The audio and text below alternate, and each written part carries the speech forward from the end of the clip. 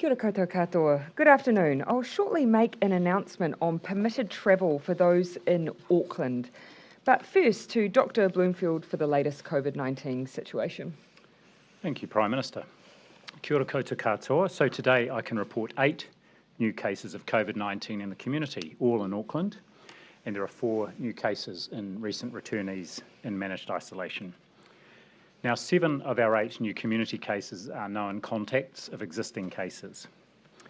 So progress does continue. Yesterday I reported 4 active subclusters. Today that is down to 3. And this is where we have seen cases emerging in unknown contacts, and public health efforts are obviously heavily focused on those active subclusters. Separately, in 3 of our subclusters, representing 15 cases, it's been a month since we reported any active cases. Now, formal closure of those subclusters and subsequent ones that are inactive is still more than a week away. We wait a full 28-day period or 2 14-day infection cycles after the last case has finished their 14 days isolation. But as you can see, we are making good progress. Now, one of today's new cases was confirmed after a person presented at the emergency department of Waitakere Hospital last evening, and this is the case that is currently unlinked. That person was rapidly assessed on arrival and moved into an appropriate area not long afterwards. As soon as their test returned positive, they were transferred to North Shore Hospital, where they are being cared for. That is the usual operational plan at Waitakere. They are in isolation at the moment in a negative pressure ventilation room with all appropriate protections. As a precaution, 5 members of the Waitakere ED have been stood down while there's further assessment made by the occupational health team, and 8 patients who remain in hospital and were in vicinity of that case are being treated at the moment as contacts, and again with all the appropriate precautions. The ED was able to remain open with ambulances diverted to North Shore while a deep clean was undertaken, and it is now operating again fully. On wastewater, ESR has reported to us a positive detection in wastewater in Tauranga from a sample that was collected on the 23rd of September. Now, follow-up samples from Tauranga and Mount Maunganui were taken this morning, with results expected on Thursday. And additional samples are also being taken from nearby areas, including Pairoa, Waihi Beach, Katikati, Matamata, Te Puke, and Makatu.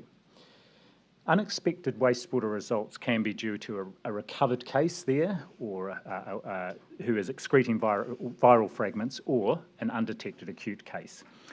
Our usual protocol is to wait for a second test result before taking any further action, but in this case, and given that we know at the moment dealing with the Delta outbreak in Auckland, we are confirming for people in the greater Tauranga area, reiterating that ask, and that includes Mount Maunganui, get a test if you have any symptoms at all, or if you have been at a location of interest in either Tauranga or Waikato or Auckland. The locations of interest are updated daily and are on the Ministry's website. Testing centres in the region will be open extended hours today, and there will be more testing pop-ups available from tomorrow, and the location of those pop-ups will be on the healthpoint.co.nz website. Likewise, any workers that are travelling across the Auckland boundary and into Tauranga, please check if you're up to date with your regular testing. If you have any symptoms, remember, isolate and get a test. Our surveillance testing in the Auckland region continues, and this is part of our ongoing control of the outbreak and has focused over the last month on essential workers, and more than 50,000 essential workers have been tested. We're now shifting the focus to those workers who have come online since Auckland went into Alert Level 3, so-called permitted workers. So the request is being made. It's not a requirement, but a request of those workers to, over the next 2 weeks, whether you have symptoms or not, to get 2 tests at least 5 days apart. This is part of our surveillance testing, and we're particularly interested in those working in construction, hospitality, and retail. Workers with no symptoms who are being tested do not need to isolate, awaiting the test result, and can continue to work, of course, taking all the usual Alert Level 3 precautions. Finally, An update on the vaccination status of our cases so far in this outbreak. There have been 1,185 cases to date, of which 260 are children under 12, so are not yet eligible to be vaccinated. Of the 925 people who are eligible to be vaccinated, 718, or 78%, have had no vaccinations, whilst just 38, or 4%, were fully immunised. That is, they had had their second vaccine at least 2 weeks before becoming a case. The remainder have had just one dose, that's 150, or a second dose less than 14 days before they were infected, just 17 people in that group. Now, of course, those 260 children who have become cases in this outbreak is significant. Given that they are not yet able to be vaccinated, it is up to the rest of us to protect them. So having the vaccine, clearly, from even our results here, protects the person being vaccinated, but it also protects those who are not vaccinated, including children, but also frail older people who may be vaccinated but susceptible, and of course people who are immunocompromised. And a shout out today, I'd like to acknowledge our rangatahi, our younger generation. Despite them being the last group to be able to access the vaccine, more than 60%, nearly 64% of this group have already had one dose. Uptake in this group, our 12 to 19s, has been faster than in any other group. So instead of having an exponential increase in COVID-19 in Auckland, we got an exponential increase in vaccination in our 12 to 19-year-olds. Thank you for your leadership and the example you are setting for all of us. Back to you, Prime Minister. Thank you, Dr. Bloomfield. At the time that Auckland moved to level 3 a week ago, we announced that the boundary movements would remain the same, as in they would be very limited in order to reduce risk. However, there are really valid reasons that people do need to relocate. To date, the Director General of Health has been able to issue exemptions for a specific and genuinely urgent reason. Over the course of the outbreak, he has granted 800 altogether out of roughly 6,000 requests received. But after 6 weeks, people's situations will naturally change and the urgency for many increases.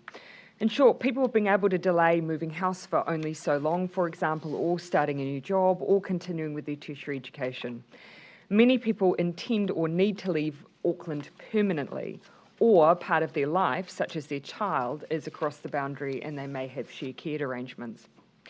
With the move to level 3, but also with the new testing requirements for people moving across the boundary, we have a higher level of confidence that we can safely make some changes to border movements. So, from 11:50 p.m. tonight, people will be able to travel across the Auckland boundary and into a level 2 environment if they are, 1, relocating permanently, either to move into a new property that they have purchased or rented, to start a new job, or to travel to a tertiary education residence.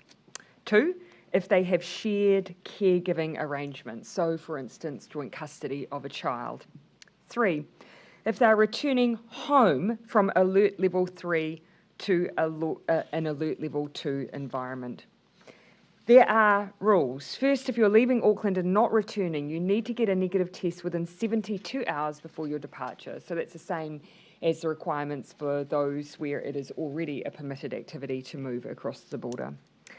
For those crossing the boundary for shared caregiving arrangements, because this involves more back and forth travel than a one-off, they'll need to have a test within 7 days of each crossing, just like the crossing requirements we have for those who are moving freight or are part of essential work.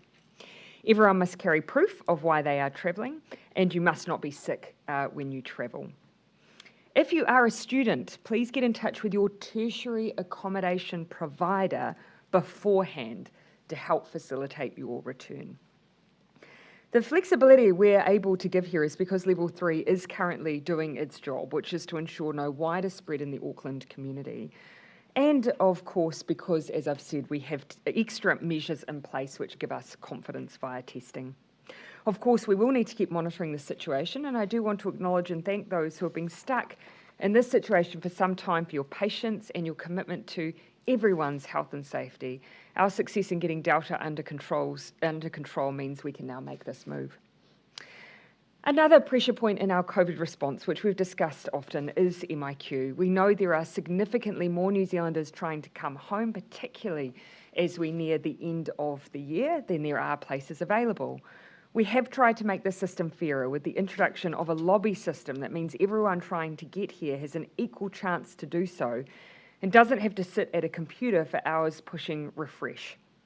And tonight, further rooms are being released into that system. Between 5 and 6 p.m, an extra 3,800 rooms will be released to be booked for October, November and December. It follows last week's release where more than 5,000 people from 117 countries secured vouchers, and means that more than 12,000 people are coming home for Christmas over the next few months, with thousands more rooms to be released over the coming weeks. The reason we stagger those releases is because some people may have urgent needs that only arise, say, in October or November, and it allows people to get equal access if those needs arise a little closer to the time. It is now 6 weeks to the day since Delta was reported in Auckland, and since then 2.5 million COVID vaccines have been given, and that's enormous. It also means it's timely for many of those people to be getting their second dose. And there are several new ways to get your jab now. Just a couple to be aware of in Auckland this week include a 2-day event vaccination event being held tomorrow at the Assembly of God Church in Te Atatu, and another at the Vodafone Event Centre in Manukau across the weekend. We can't afford to take the pressure off. In Auckland Metro yesterday, 15,163 vaccines were given. Just over 4,000 were first doses. Now that is a decline on first doses for Auckland, and a sign that we are hitting those higher percentages, and it is going to take us more effort. Hitting 90% of the eligible population vaccinated by the time we review alert levels in Auckland, of course gives greater confidence, but would really require people to step up their rates. Please get vaccinated this week, especially if you're a level 3 worker. Your vaccination could mean the difference between your company being open or shut, your workmates being well or sick. And to those businesses making time for employees to get a vaccine, we say thank you for all the efforts you're making to support your workforce to stay safe. Happy to take questions. Toba. The epidemiologists and modellers believe at this point in level 3 and with just 3 active clusters now, there's a case for localised lockdowns of suburbs of concern. Are you considering that? We have discussed that and considered that. There's a lot of complexity in some of the clusters we have at the moment, and their reach hasn't always been totally localised. And so that's been one of the complications. The other is just making those localised lockdowns really workable. But we have kept some of those options open. They just haven't always been easy to implement or necessarily provide the level of safeguard that you would want in order for them to be effective. Could consider as we wear on through this particular outbreak? Yeah, look, as I've said, we've been open to considering that option all the way through, but with the clusters that we've had to date, they have often reached beyond single suburbs. And so you would run the risk of trying to take a localised approach that essentially could lead to an outbreak getting worse elsewhere. But your view, Dr. Bloomfield? I think you've summarised it. In a city like Auckland, where people do move around even between adjacent suburbs to access essential services, it can be very tricky to do it in a localised way, but it's not off the table completely. Also, some concerns about the fact that you're not regularly reporting more detail on the unlinked cases, so which suburb they're from, whether they were found in workplaces, whether the case appeared some distance from another case, and why exactly they're unlinked. Why aren't you reporting those details? Why that lack of transparency? Well, often when we announce an unlinked case, often the interviews are underway. And that's why you'll then see us retrospectively often reflect on unlinked cases the day and the 24 hours after. One unlinked case today, you've heard the details from Dr. Bloomfield, someone who's presented at Waitakere ED. I might hand over to Dr. Bloomfield to give a little more detail there, because he can make the judgments around someone's privacy. Yeah, the number of unlinked cases is small, and the information comes in over a period of a few days, and that's from both the interviews, if a person can be interviewed. If they're very unwell in hospital, that can take some days, and of course there's a privacy element there, but also the whole genome sequencing can come in within a couple of days, and that then allows us to link those cases. where it's pertinent, like today in our one Unlinked case, I'm very happy to be transparent and open about that information. You have seen some of our Unlinked cases have been in suburbs, and there we've been very clear. We have Unlinked cases, for instance, in Clover Park. That's why we went through that big surveillance sweep. Similarly, previously with Mount Wellington. So really, we have tried to acknowledge where we've got a few question marks, where exposure events haven't given us any clues, and they've just been basic things like supermarkets. Then we've just gone for a whole suburb approach to try and flush out through testing what might have happened. Director General, Yeah, Jason, and then I'll come to Benedict. we understand that there was a plan to build more negative pressure rooms at Middlemore Hospital, but that funding has been pulled. Can you explain why it's been pulled? I don't have the detail. I don't know if the funding has been pulled per se. It may have been there for another purpose, and a proposal was put forward to use it for that. But I'll come back I can come back with the detail on why the decision was made. But I have great confidence in the people who do make these decisions. What I would say is, of course, as we start to plan for reconnecting New Zealand, there is a big program of work looking right across the system, including at negative pressure ventilation rooms. And the other thing about Auckland is there are three large hospitals plus Waitakere Hospital, and so we look at the negative pressure ventilation capacity across all three of those large hospitals rather than just in individual ones. Should this be a priority for now, given the current COVID outbreak, and how this would help to be a mitigating factor in that? It may be, but remembering that the role of a negative pressure ventilation room is simply, if you've got a small number of cases, to keep them isolated from others. Once you get a larger number of cases, and as has happened in Middlemore in this outbreak, then they put a dedicated Waterside to just look after COVID-19, people with COVID-19. And so a more important part of the planning is ensuring that those wards are sort of secure, especially as we learn more about the aerosol transmission of the Delta virus in particular. Yeah, Benedict. For people travelling, who are now allowed to travel across Yes. the boundary in Auckland, can you give a bit more guidance on what documentation they should bring with them when they go across? Yeah, so look, for each of those circumstances, some indication that you can share with those who are at our border with our police force that indicates that you are indeed moving back into a alert level 2 environment. It can be anything, sales and purchase agreement. It can be any documentation to show you have a new job to start, or if you're going to an educational facility, documentation that demonstrates enrolment. They're just looking for basic evidence that demonstrates that what you're saying is the case, and of course we're asking for that test before you depart.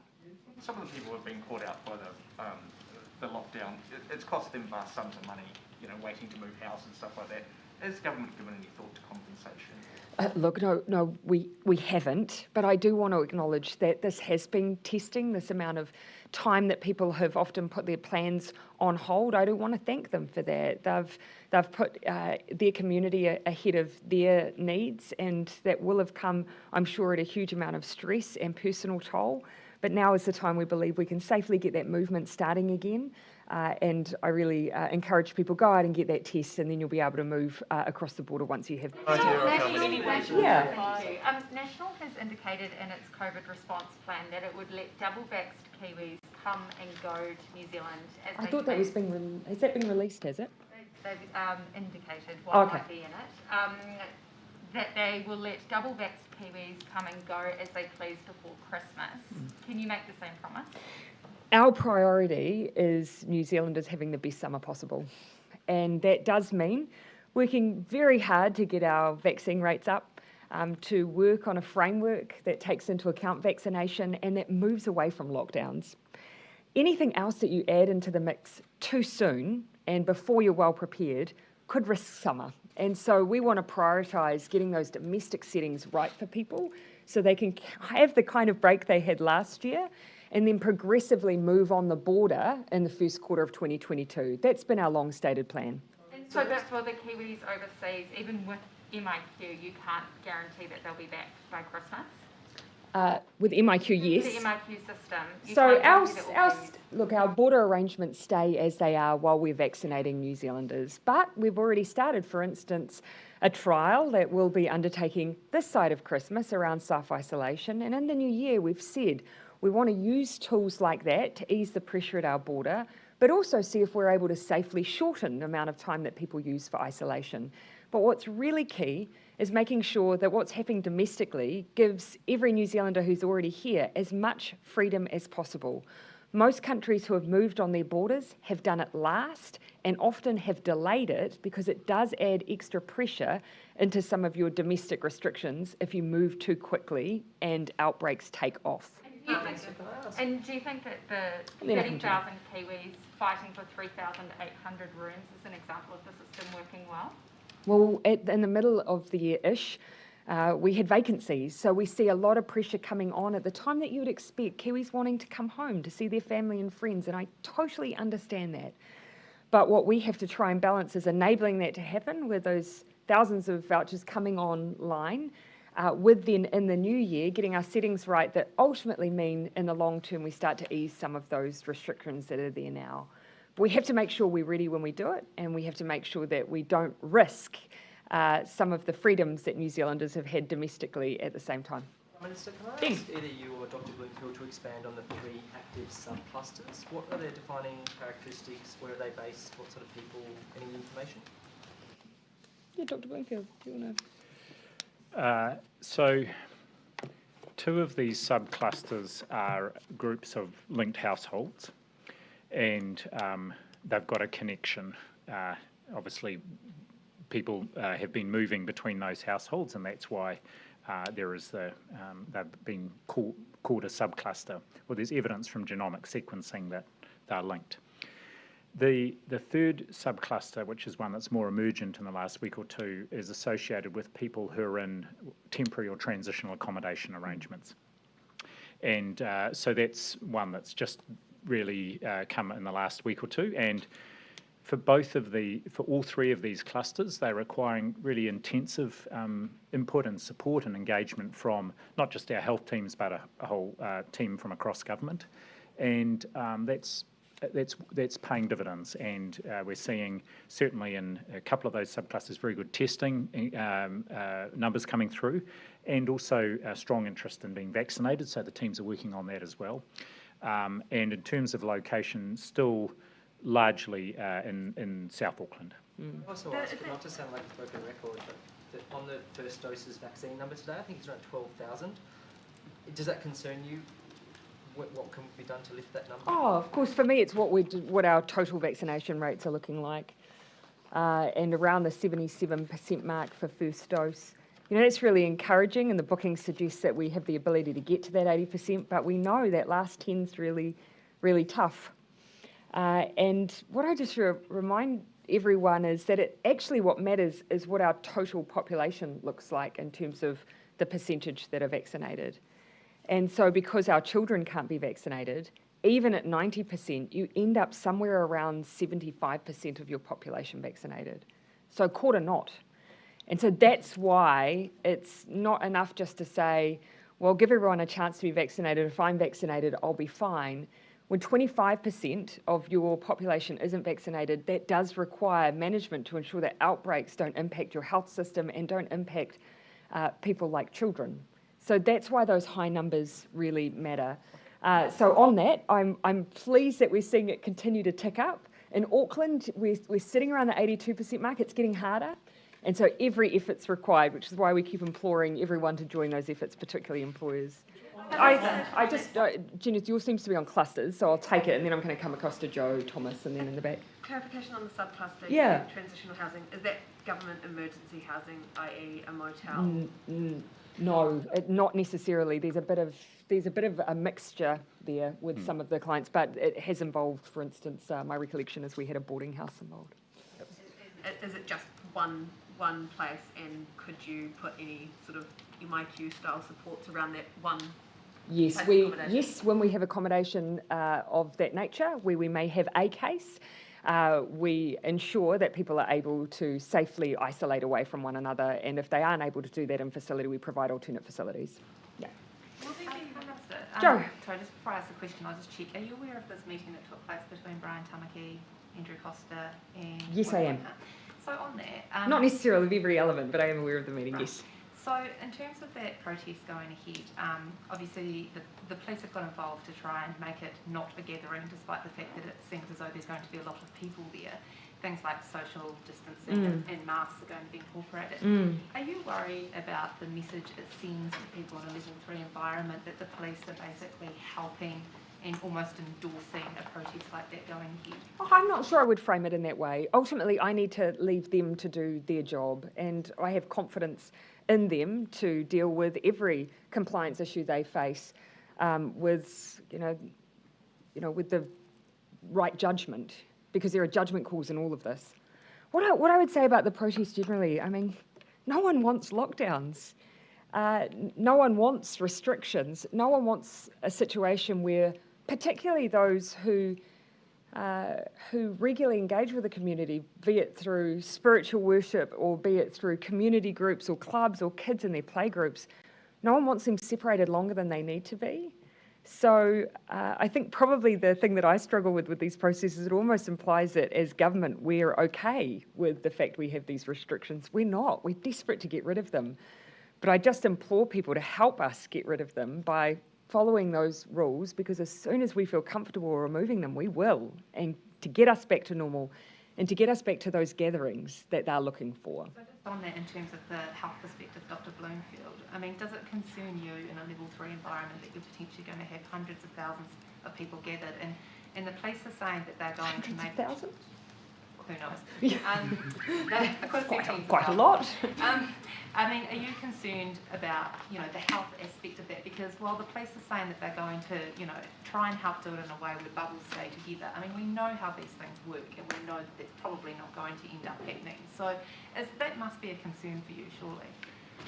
I'm not familiar with what's being proposed here, but I do have confidence in the police to take an approach that is appropriate to minimise any risk there might be. And we have seen them do that repeatedly through this lockdown, where there have been protests, organised protests that have eventuated, and organised protests that haven't eventuated, probably because of their intervention. So I've got confidence that they will be doing the right thing to help minimise any wider public health risk. Yeah. I'll come to Thomas. Come over to Māori TV. On vaccinations, it looks like Auckland might not hit that 90% first dose sort of aspiration that was laid out the other day.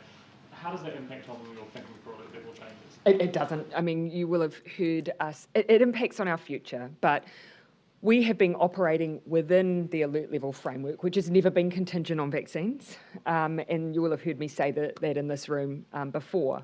However, there's no question that the more people that we have vaccinated, if you have a situation where this outbreak flares, it provides you extra protection. It gives us the ability to think differently about some of the restrictions we've had to use.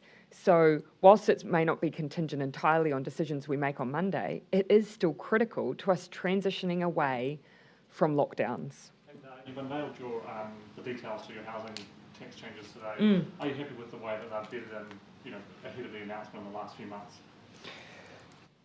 Well, still, I think probably a bit of time to run to see their true long-term impact. But no question, there's a lot of heat in the market, and I think we would all be better off if we saw that dissipate.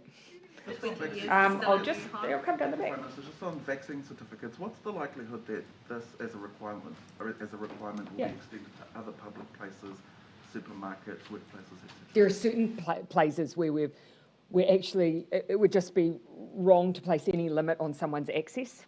So you'll see overseas that they're being used in certain environments, and in others where it's essential services, healthcare, supermarkets, pharmacies, it just wouldn't be right to place a limit like that on someone's access. So we would not look to use them in those environments. See how impactful this will be, vaccine certificates will be on Māori given the low vaccination rate? Yes, I'm not willing to concede that we're going to continue to have low vaccination rates though. And so that's why, we've been in discussions with some of our Māori health providers on the ground around what further support we can provide, because actually we see really strong uptake in some of those groups where those providers have been working the longest. Our older Māori individuals have really high rates. So actually I think we have the ability to get those rates up. But we will be talking around the use of vaccine certificates with a wide range of individuals, including, I expect, leadership within Māoridom. Will there be any way to Yeah, down the verify back. the documents that people present at the border, just stop No, people and look, we have run a system where we've asked people to bring evidence for permitted travel. So there's certain travel that is permitted within an order, which we check in person at the border. There's others where we might be concerned that it's more of a judgment and it's harder to provide evidence. So, for instance, travel for a funeral or tangi, where you have to go through an exemption process, you have to go through the Ministry of Health, and then they provide the documentation. So we've tried to draw a line where actually it's a bit more of a subjective question, and we've tried to draw the line there. It's hard for people to get those exemptions to go to see a dying loved one or a funeral. As you say, I think it's only 600 of the, or 800 of the 6,000. So do these changes today, do they signal perhaps a loosening on those case-by-case exemptions as well? Case-by-case exemptions, for instance, for travel for funerals remains. And one of the reasons for that is because those are high-risk gatherings. They're a group of individuals who will come usually from within a level 2 environment. If you have someone coming in from Auckland, that is risk. That does pose risk, particularly just given the nature of a funeral. So that's why we do have an exemption process. That does mean that close next of kin, if you've lost a parent or a sibling, you are able to get that exemption to travel, but it is still fairly limited. For a dying loved one, it's different. And also for dying loved ones, but there are already restrictions in hospitals or rest homes for people visiting those relatives, so shouldn't those be exemptions? Yeah, and that will be because of the protocols of individual health environments, and so hospitals and other such environments do have protocols in place that do limit visitors just because of our environment. And it is a sad case that we do have people who are presenting sometimes very unwell with COVID in those hospital environments, and so those measures that are put in place are to protect those within the hospital and those who visit it. Do you have any estimate on how many extra people might be able to travel with the rule changes? No, but what might be an indication is the number of people who have applied. So 6,000 had applied over that period. Actually, I do, off the top of my head, recall a breakdown. It's not a large number. For instance, a number who had sought to move for work or who had sold their home was in each category. It was no more than about 1,000 across some of those categories. So not large numbers, no. A few thousand. Sorry? So a few thousand. A few thousand, yep. Do you see a role at all for like rapid antigen testing as well to complement like the other testing? So this is where PCR, if I may, this is where it's a good example of where PCR is better than an antigen test. Because a PCR test, if you're right at the beginning of being unwell or right at the end of being unwell, you're going to pick it up. But I know that you will have read everything there is about antigen testing. The window of infectivity is shorter for it. So it's good if you're doing regular testing. Not so good if you're doing one test and you want to be sure that someone's unlikely to be unwell. Yeah. Prime Minister. So that's why it's good for surveillance in the future. Yeah, I'll come down here and then on your Facebook Live last night and in the... Did you watch? I was notified and always watch it. Thank you. I noticed that there were more than 4,000 comments from anti-vaxxers on there that are still there. No mai harimai. They're all welcome to join my Facebook Lives, but continue. Are you concerned that your profile within Facebook, the biggest in the country really, is being hijacked by anti-vax comments, and have you lodged a report of misinformation to Facebook? No, so I think much of what Facebook does in this space is often automated. So I just let them do their thing. But I'm not particularly worried by it. It's a point in time. My only concern is just that I hope others know that there is a bit of a concerted campaign, so not to assume that what's happening there is just regular members of the public who are having a bit of a say in it. It is a group who are taking quite concerted activity at the moment. So as long as other people who are on there are aware of it, that's the main thing for me.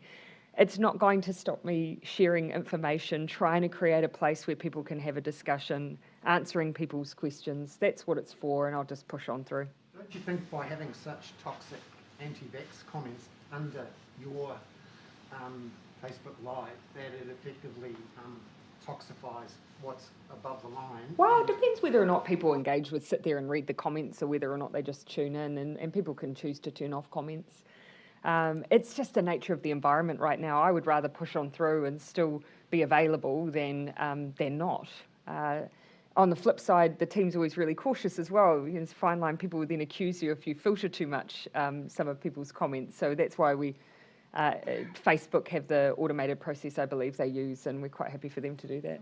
Why isn't Facebook's automated processes processing out all that anti-vax? I might need to actually ask them to respond to that. I'm just not au fait enough with some of the way that applies, but I'm happy to ask the question for you.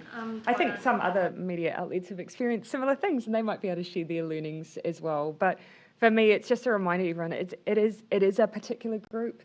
I'm not sure all of it's even all necessarily domestic. I think there's probably a bit of it that might come in from overseas as well. And I think as long as people are aware of that, it doesn't represent the majority of people's views. Should people in Tauranga or the BOP be preparing for an alert level move after this wastewater? No.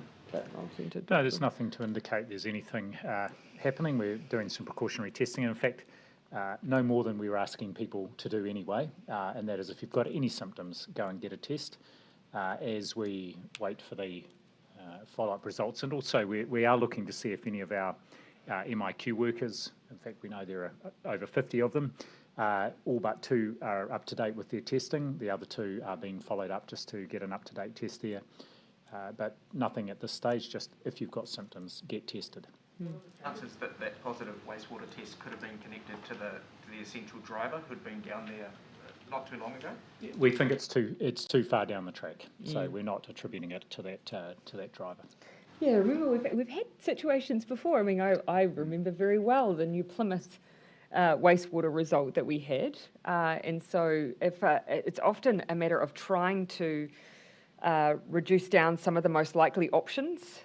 The issue here being at the moment, because we have an outbreak in Auckland, then that does lead to a few more things that we need to really chase down. But the best thing people can help us with is surveillance testing. We'll go back in, undertake further wastewater testing again. We've narrowed down that no one recently has left managed isolation, but we can't rule out, for instance, people who have in the past been in managed isolation or who have had COVID, who will continue to shed the virus. And we know that's been an issue in the past. But people can help us by getting tested. Luke, and then I'll come down Just a quick one, Dr. Bloomfield. How many door-to-door COVID tests have been carried out in Clover Park, and which organisation's doing them? Door-to-door, I will definitely come back to you on that. There's not a lot of door-to-door, and it's very targeted on specific streets where we knew there were cases. And or where there was a location of interest where a number of cases had visited, for example, a dairy or something.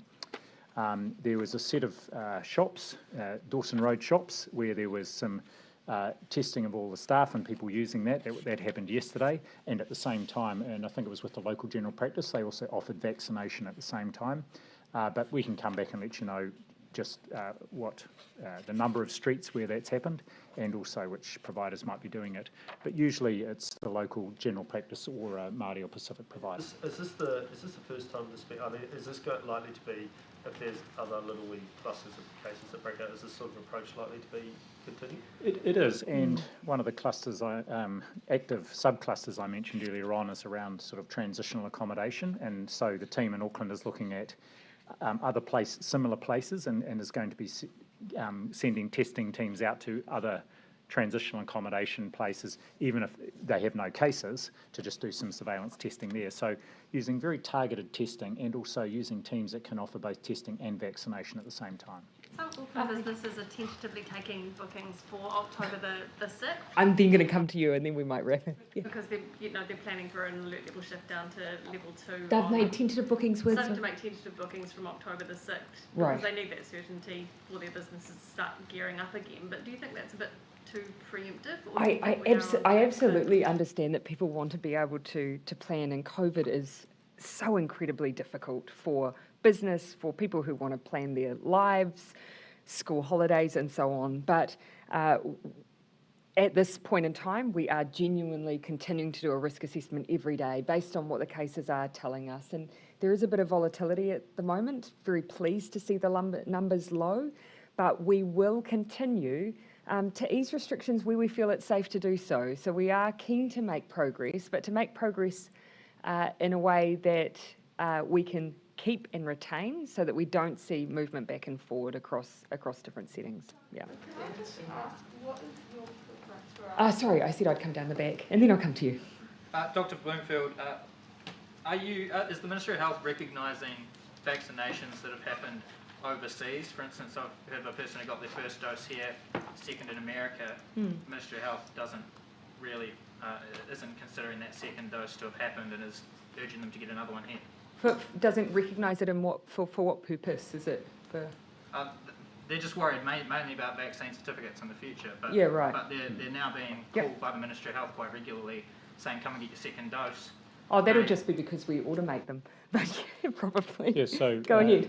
Two things there. First of all, we're providing some advice around which vaccinations we will recognise for people to be able to travel into the country. So planning ahead for the future and the process of how we will recognise those vaccines. And the second is, yes, at the moment, if people have had one or both vaccinations abroad, it's not easy to enter those into the COVID immunisation register. So they might have had their first one there, second one, same vaccine, Pfizer, in the States or somewhere. But we're working out now a process where we can verify that and then enter that in the COVID immunisation register so they can be classified as fully vaccinated. And that work is happening as part of our preparation for the vaccine certification. That is work in progress. So will that be in place before vaccine certificates are available to people? Yeah, that's the hope, absolutely. Yeah. And some of that will be, people will be able to do manually. So they'll be able to go to their general practitioner and say, here is the proof that I had this vaccine in the US, and the GP will be able to then enter it into the system. What are the implications if that isn't ready by the time vaccine certification? I'm sure we can find a workaround. You know, we have no intention of invalidating someone's legitimate vaccine if they've received it abroad. So it's just a matter of making sure we've got a fix for it. So that system? Yeah, I'll come here and then down to the back, and I might finish then with Mark. Can I ask, what is your preference of our country's official name, and what would it take for you to initiate an official name change? I use both. I mean, probably all of you can attest to that. I use interchangeably Aotearoa and New Zealand, as many New Zealanders do. For me, I'd like to continue to see it used interchangeably, and therefore, whether or not there needs to be an official name change really becomes a bit of a moot point, because it just becomes part of the way we refer to our country. Yeah. Dr. Bloomfield, on that system that you were mentioning, or method for determining how to recognise different types of vaccines, can you rule out that the country in which the vaccine was given would be a factor in there? There's been some concern from countries in Africa, for example, around the UK, recognising their vaccines differently than others, even though it's the same actual Pfizer vaccine applied in Nigeria versus in France. We've had some practice with this around recognising tests, pre-departure tests at the border. So it's not dependent on which country. It is being able to have in place a degree of certainty around that the proof is able to be verified. And of course that may be easier in some countries than others. For example, where they have already have an electronic passport or vaccination certificate. But it won't be country dependent. Okay, thank you everyone. I had the chance to host or be present for the Governor-General's last Executive Council yesterday afternoon, and she's had an extraordinary 5 years. New Zealand has been through such tragedy, and she's been there as a constant reassuring face. And she's done an incredible job. So, from me, I would just say thank you.